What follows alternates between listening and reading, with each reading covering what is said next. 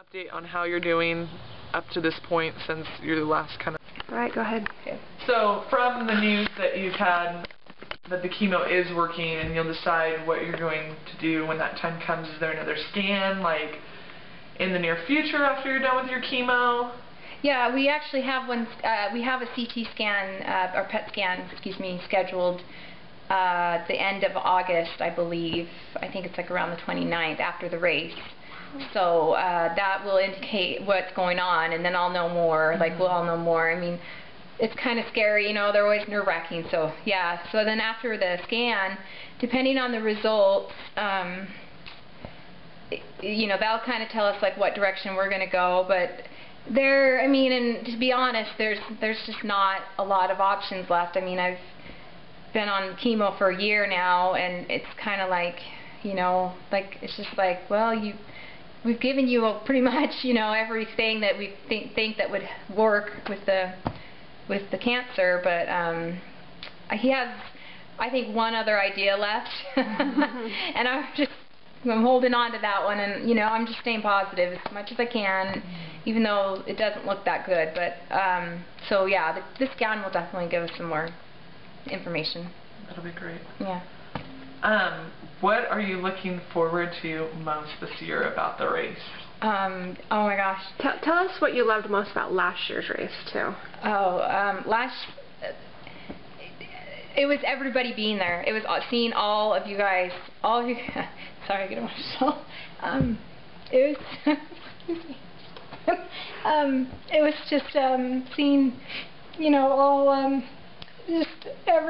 my friends and everybody that cared about me, and I mean even strangers that didn't even know me came, and I thought, gosh, you know, and I actually, you know, and I asked myself, would I do that? You know, would I go to support some stranger's race that had cancer? And you know, and I said I hope that I would, and I think I would, but I just was really taken back by all that, and so it was just you know, everybody worked so hard, and so many volunteers, and so many you know, people came, and just seeing people I hadn't seen in like a long time, like coworkers and friends, and it was just, it really was so overwhelming, and you know, it's anyway, it's hard to even talk about without getting you know, emotional, but yeah, that was the best part, and you know, and even people that couldn't make it sent in money or a card, or you know, called me, and so yeah, it was the support, and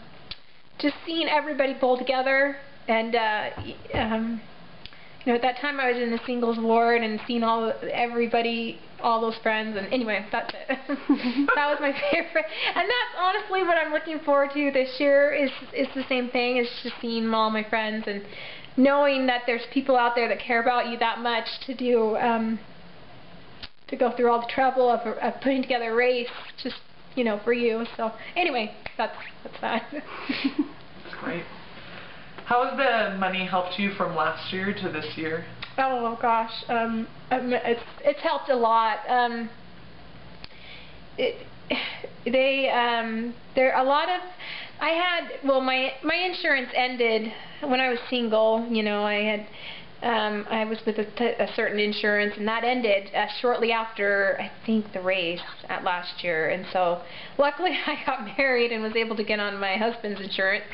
I was really good, but you know, it's not the best insurance, and so there's I have a copay every time I you know, go into chemo, every time I go, you know, to receive any kind of other treatment or anything. So like, I've used the money I have, you know, I call it my cancer fund, and I just have that credit card, and I use it specifically for that, and I mean, it's got me this far, and I still have, you know, some leftovers, just a little bit, but it has helped just tons, immensely. I mean, it's just like, you know, I've been able to pay the deductible, which was like $3,000 or something crazy like that, and it's just, I really think I would have been financially deficit if it was not for the race. So I thank you everyone for that. Yeah. So this year it'll continue to go into your cancer fund? Yeah, it'll go straight to the cancer fund, and this year, you know, we're even a little more excited for the money, because with us not having as many options left, you know, we've been looking into alternative treatments, and so, you know, there's these couple clinics in Texas that we thought of, and they're really expensive. I think the minimum is like $50,000. So, you know, we just kind of want to just try everything, you know, and if we can't cure it with traditional medicine, then, you know, we're at least going to give alternative medicine a shot. So the money will go towards that, and it'll be a huge blessing. Huge. How do you stay so positive day in, day out? Because I know for myself, and the person that you are helps me daily to deal with some of the struggles that I have in my life, and a lot of people I know who know you and who don't know you are amazed at your attitude and the spirit that you have in your life, though you're going through a very tough time. And I mean, not to say, I mean, to have stage 4 cancer and to be still alive, I'm sorry, you know. No, that's it's okay. It's, oh no, it's, yeah. And I love, yeah. I don't know, how do you day in and day out? Well, I mean, it's not easy, I'll be honest. But I get my strength, you know, obviously from religion. Like, you know, I mean, I think you have to, like, have some type of, you know, spirituality, something to look forward or to look at to help you along, and that's, you know, like one of the main things. Now, you know, and of course my friends and my family, like, I don't know what I would do without their support. I mean, you know, anyway, but that, and, you know, interacting with other patients that have cancer, like hearing their stories. You think yours is bad, and then you go and you talk to someone else that's getting chemo or something, and it's like, gosh, you like realize, like, even with stage 4, you're like, I kind of have it good, you know. I mean, you wouldn't think it, but there's some pretty, you know, severe cases out there, and that gives me strength. And I just think, and you know, and actually on my spare time, I'll go online and I'll just read articles, or I'll read the news about other people and kids, like, I hate to say it, but kids, you know, that have any kind of terminal illness, like, if I hear a story about them, like, it makes me just feel like so sad for them that I feel better about myself, you know what I mean? And I'll just read articles about people with the terminal illness, and it just helps me. And a lot of them, and I try and read positive articles, people who have made it, people who've survived stage 4, because you can. You know, like if anyone says you can't, it's not true. I mean, I know you can. You know, I've met people that have made it through stage 4, and I know every type of cancer is different, but there's always hope. So, anyway, that's it. Okay, I don't know how much space I have left, so I want you to invite people to Okay.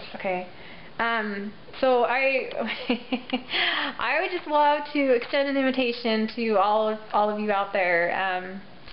To all of my dear friends and loved ones and people who I haven't met yet, and I'm excited to meet you. And I want to see you out there race day. I would just love it if you could make it, because the more people, the better, obviously. And it's an amazing feeling, and I guarantee you'll leave feeling better about yourself and your family. So it's just a positive experience and a great day. So please come, and August 27th. August 27th. I thought it was the 26th.